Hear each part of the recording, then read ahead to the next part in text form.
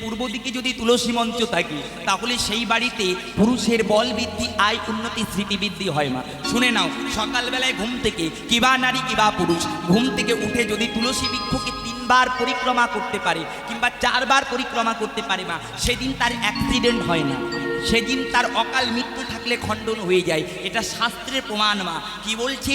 তুলসী বৃক্ষে কোনোদিন বাজ পড়ে না। যে বাড়িতে অনেক তুলসী গাছ থাকে সেই বাড়িতে বিষধর সাপ প্রবেশ করে না। দেখবেন সাপুরিরা যখন সাপ খেলা দেখাতে আসে ওদের সাপে কিন্তু কামড় দিলেও কিছু হয় না। কেন জানো? তোমাদের কাছে বলি শোনো মা, অমাবস্যার দিনে যদি কেউ নিশি রাত্রি উলঙ্গ হয়ে যদি গায়ে কোনো সুতো না থাকে, পূর্ব দিকে মুখ করে নিঃশ্বাস বন্ধ করে একটা তুলসী বৃক্ষ তুলে যদি হাতে মাদুলিতে পুড়ে রাখতে পারে, জীবনে তাকে সর্পঘাত করে না। কেন? তুলসী বৃক্ষে নারায়ণ আশীর্বাদ করলো, তুলসী আমি তোমাকে আশীর্বাদ করছি, তোমাতে 1001টা গুণ থাকবে। যে বাড়িতে তুমি থাকবে সেই বাড়িটা বৃন্দাবন হয়ে যাবে, সেই বাড়িতে কোনোদিন অকাল মৃত্যু হবে না, সেই বাড়িতে নারায়ণের বাস হবে। তবে আপনারা বলবেন মা, আমাদের বাড়িতে তো তুলসী বৃক্ষ আছে, তবে আমাদের বাড়িতে বিপদ হলো কেন? আমি তোমাদের বলে দিচ্ছি, যে বাড়িতে তুলসী বৃক্ষ থাকে এই দুটো ভুল করলে পারে তাদের পুণ্যের থেকে পাপ বেশি হয়। শুনে নাও মা, বাড়িতে যদি তুলসী বৃক্ষ থাকে, তুলসী বৃক্ষে যদি গোবর লাগে তাহলে সেই বাড়িতে কোনোদিন শান্তি হবে না, হতে পারে না। মিলিয়ে নেবেন আমার কথা, যদি না মিলে তারপরে নিতাইকে ধরবেন, নিতাই আমায় ধরবে। যে বাড়িতে তুলসী বৃক্ষ আছে সেই বাড়িতে যদি তুলসী বৃক্ষে গোবর লাগায় তাহলে সেই বাড়িতে অশান্তি হবেই 100% গ্যারান্টি। কেন? তুলসী আর গোবরের শত্রুতা কেন? তুলসী আর গোবরের শত্রুতা নয় মা, তুলসীর সঙ্গে লক্ষ্মীর শত্রুতা। কেমন? নাকি নারায়ণের দুটো পত্নী, একটা হচ্ছে তুলসী আর একটা হচ্ছে লক্ষ্মী। তো সতিনী সতিনী চুল ছেঁড়াছিড়ি হয় না ভালোবাসা হয়? কোনটা হয়? চুল ছেঁড়াছিড়ি হয়। তো তোমাদের ভিতরেও যা দেবতার ভিতরেও তা মা। ওই লক্ষ্মী তুলসীকে দেখতে পারে না, তুলসী লক্ষ্মীকে দেখতে পারে না। কেন? শোনো, যেদিন সমুদ্র মন্থন হলো, লক্ষ্মী পাতাল থেকে উঠে এলো, লক্ষ্মী আমার গোমাতার কাছে গিয়ে বলছে, মা তুমি নাকি সর্বদেবতাকে তোমার অকি স্থান দিয়েছো, তুমি কি আমায় দেবে না? তখন গোমাতা বলছে, লক্ষ্মী তুমি বড় লেট করে ফেলেছো, আমার সর্ব অঙ্গে সমস্ত দেবতারা বসে আছে, কোনো জায়গা ফাঁকা নাই। তখন বলছে, মা তুমি যদি তোমার অঙ্গে আমাকে স্থান না দাও আমি বড় দুঃখ পাবো। তখন গোমাতা বলল, শোনো লক্ষ্মী, একটা জায়গা ফাঁকা আছে, সেটা হচ্ছে আমার গোবর। ওই গোবরের ভিতরে যদি তুমি থাকতে পারো তাহলে আমার গায়ে তুমি রইতে পারো। লক্ষ্মী বলল, তাতে আমার দুঃখ নাই, গোবর কি হয়েছে, আমি ওর ভিতরেই থাকবো, তাতে আমার কোনো ভয় নাই। তো লক্ষ্মী যখন গোবরের ভিতরে প্রবেশ করলো, তাই মা দেখবেন সকালবেলায় হিন্দু রমণীরা গোবর ছড়া দেয়, এমনিতে দেয় না। কেন? এর তত্ত্বটা শোনো। সকালবেলায় যদি গোবর ছড়া দেয় বাড়িতে মা লক্ষ্মীর আগমন হয়। সকালবেলায় যদি গোবর ছড়া দেয় পিতৃপুরুষের আত্মারা শান্তি পায়। সকালবেলায় যদি গোবর ছড়া দেয় উঠোনে, যদি তারপরে স্বামী পাড়া দেয়, সেই স্বামী যে কাজে যায় তার মঙ্গল হয়। এখনকার দিনের মায়েরা তো 8টার নিচে ঘুম থেকে ওঠে না, সিরিয়াল দেখে দেখে সব নকল করেছে। আগে দেখতাম আমার মাকে ভোর 4টের সময় উঠে সব কাজকর্ম করত। শুনে নাও মা, কোনো রমণী যদি স্বামীর বিছানা স্বামী ওঠার আগে পরিত্যাগ করে, সেই স্বামীর জীবনে উন্নতি হবেই হবে। যদি কোনো নারী, কি হলো ড্রাই হয়ে গেল, অত টিপাটিপি করছো কেন দাদা? রাধে রাধে। দাদার ভাল লাগছে না মনে হয়, দেব তোমারও ডোজ দেবো, চিন্তা নেই। শোনো মা, গোবর ছড়া দিলে পারে মা লক্ষ্মীর আগমন হয়, বাড়িতে উন্নতি হয়, শান্তি হয়। তবে গোবর ছড়া দেবার নিয়ম আছে মা। সূর্য ওঠার আগে গোবর ছড়া দিতে হয়, সূর্য উঠে গেলে গোবর ছড়া দিলে বাড়িতে অমঙ্গল হয়। গোবর ছড়া 2 সময় দেওয়া হয়। কখন? দেখবেন একটা ভোরবেলা আর একটা মানুষ মারা গেলে পারে দেওয়া হয়। তো এই বেলা হলে পারে যদি গোবর ছড়া দাও তাহলে বাড়িতে অকাল মৃত্যু হবে কিন্তু। তাই যদি গোবর ছড়া দিতে হয় সূর্য ওঠার আগে দিতে হবে। যদি সূর্য ওঠার আগে গোবর ছড়া না দিতে পারো, কি করবে? শুধু জল নেবে, জল নিয়ে ঘরে দরজায় দেবে, উঠোনে ছড়া দেবে, দেখবে পুরুষের মঙ্গল হয়ে যাবে। তাই গোবরের ভিতরে মা লক্ষ্মীর স্থান বলে তুলসী গাছে যদি গোবর লাগে তাহলে সেই বাড়িতে অলক্ষ্মী প্রবেশ করে এবং শান্তি চিরকালের মতো চলে যায়।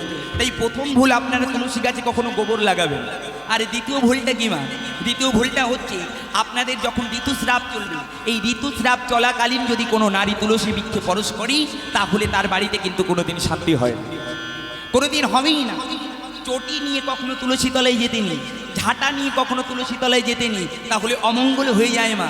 তুলসী বৃক্ষে যদি কখনো ছাগল মুখ দেয় জানবে তাহলে 14 কুল নরকে গেল। তুলসী বৃক্ষে যদি কখনো মুরগি পায়খানা প্রস্রাব করে দেয়, হাঁস মুরগি, বুঝবে তোমরা নরকে যাচ্ছ। দেখবেন যে বাড়িতে তুলসী বৃক্ষটা ফুলে ফেপে উঠেছে বুঝবে সেই বাড়িতে শান্তি আছে। আর যে বাড়িতে দেখবে অনেক বাড়িতে তুলসী বৃক্ষ ঝরে যায়, মরে যায়, পচে যায়, বুঝবে এই বাড়িতে শান্তি নাই, এই বাড়িতে অশান্তি আছে। তবে শুনে নাও মা, আপনারা বলবেন আমাদের বাড়িতে তো তুলসী বৃক্ষ আছে কিন্তু গরু ছাগল আছে, যদি মুখ দিয়ে আমরা কী করব? তারও উপায় আছে, শুনে নাও, তারও উপায় আছে। বলছে যাদের বাড়িতে তুলসী বৃক্ষ আছে, হাঁস মুরগি আছে, গরু ছাগল পুষছে কিন্তু কি করবে? অভাবের সংসারে পুষতে হবে। শুনে নাও মা, একাদশীর দিনে, একাদশী যারা করো তারা তো ভালো, আর যারা করছো না তারা তো নরকে গেল, তাতে আমার বাবার কি? হরি বল, হরি বল। শোনো, একাদশীর দিনে একটা ঘিয়ের প্রদীপ যদি বাড়িতে তুলসী তলায় দিয়ে দিতে পারো, তুলসী তলায় দিয়ে ওই ঘিয়ের প্রদীপের ভিতর যদি একটু কালো তিল দিয়ে দিতে পারো, তুলসী গাছে যদি কেউ কোনো খারাপ কাজ করে তাহলে সেটা কেটে যায় মা। বাড়িতে লক্ষ্মীর আগমন হয়, অভাব চিরকালের মতো চলে যায়। তাই আপনারা এই কর্মগুলো করবেন, আপনাদের মঙ্গল হবে। তবে শুনে নাও মা, আপনাদের সবার বাড়িতে তুলসী বৃক্ষ আছে, তুলসী পাতা কবে কবে তুলতে হয় জানো তো? হ্যাঁ কি না বলো? জানো? এই জানো তো সবাই? বলবো কি বলবো না? বলে দিই।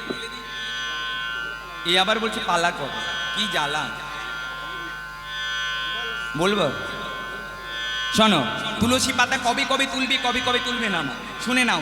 একাদশীর দিনে তুলসী পাতা তুলতে নেই, দ্বাদশীর দিনে তুলসী পাতা তুলতে নেই, সংক্রান্তিতে তুলসী পাতা তুলতে নেই, আমাবস্যাতে তুলতে নেই, পূর্ণিমাতে তুলতে নেই, আর রাত্রেবেলায় কখনো তুলসী পাতা তুলতে নেই। শিব চতুর্দশীতে তুলতে নেই, দুর্গা অষ্টমীতে তুলতে নেই, জন্মাষ্টমীতে তুলতে নেই, রাধা অষ্টমীতে তুলতে নেই, তাহলে কিন্তু তুমি অমঙ্গল করছো।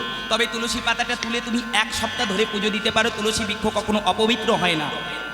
তাহলে কি করবে মা, অনেকে তুলসী পাতা তুলে জলের ভিতরে ভিজিয়ে রাখবে, অমঙ্গল হয়ে যাবে। জলের ভিতরে তুলসী পাতাটা তুলে কখনো ভিজিয়ে রাখবে না, তুলসী বৃক্ষ একটু জলে ছিটে দিয়ে রেখে দেবে, তাহলে তোমাদের মঙ্গল হয়ে যাবে মা। শুনে নাও, আর একটা কথা বলি, তোমাদের বাড়িতে শিবলিঙ্গ আছে তো? শিবলিঙ্গ আছে তো তোমাদের বাড়িতে? শুনে নাও, বাড়িতে যদি শিবলিঙ্গ থাকে কখনো শিবকে তুলসী পাতা দেবে না, মা লক্ষ্মীকে তুলসী পাতা দেবে না, গণেশকে তুলসী পাতা দেবে না।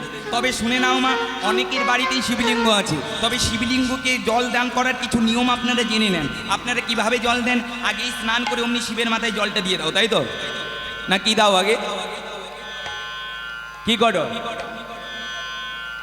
আগে? শুনে নাও, যাদের বাড়িতে শিবলিঙ্গ আছে, আগে শিবকে জল দান করবার আগে কাকে জল দান করতে সেটা শোনো মা। বলছি শিবকে জল দান করবার আগে নন্দীকে জল দান করতে হয়, কিন্তু যাদের বাড়িতে শিবলিঙ্গ আছে, একটার বাড়িতে নন্দী আছে, তাহলে নন্দীকে জল না দিলে তো তুমি শিবকে জল দিলে শিব পাবে না, শিব অসন্তুষ্ট হবে। যাদের বাড়িতে নন্দী আছে আগে নন্দীকে জল দেবে, অর্থাৎ ষাঁড়কে, আগে ষাঁড়কে জল দিয়ে তারপরে শিবকে জল দিতে হয়। কিন্তু যাদের বাড়িতে ষাঁড় নেই তাহলে কি করবে? বলছে ষাঁড়ের নাম করে, নন্দীর নাম করে, নন্দী দেবতায় নম বলে যদি আগে একটু জল ফেলে দিয়ে তারপরে যদি শিবকে জল দান করতে পারো। কেমন করে মা? শিবকে প্রথমে ডাইরেক্ট জল দান করতে নেই। শুনে নাও, বাড়িতে যদি শিবলিঙ্গ থাকে আগে কি করবে? আগে ওম নমঃ শিবায় বলে প্রণাম করে আগে শিবের ডান দিকে জল দেবে। ডান দিকে কে থাকে? ডান দিকে থাকে গণেশ, বাম দিকে থাকে কার্তিক, আর মাঝখানে থাকে অশোক সুন্দরী, যেখান দিয়ে জল বের হয়।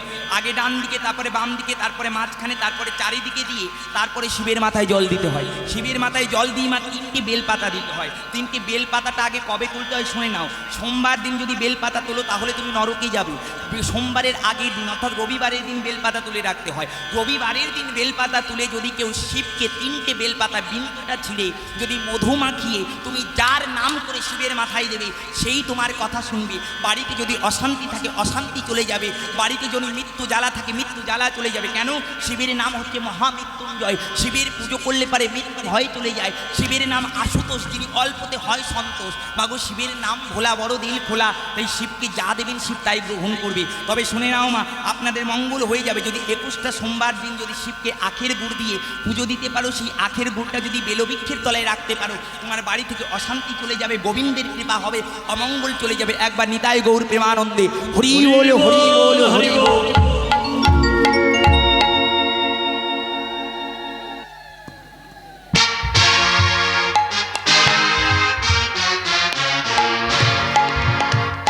একবার সবাই মিলে কৃষ্ণ বলে বাহু তুলে নাচরে মো